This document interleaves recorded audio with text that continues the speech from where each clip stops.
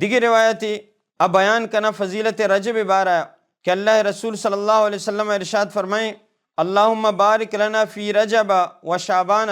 و بلغنا رمضان، کہ اللہ رسول صلی اللہ علیہ وسلم ارشاد فرمائیں کہ اللہ مارا میں رجب تو کا اور شعبان تو کا برکت بھی دے، و بلغنا رمضان اور رمضان تک مارا سر بکا۔ ای حدیثہ بیان کنا رجب فضیلت بارہ تو ای حدیث بارہ ابن جوزی رحمۃ اللہ علیہ فرمائنی اور امام بخاری رحمۃ اللہ علیہ فرمائنی کہ ای سند تو کا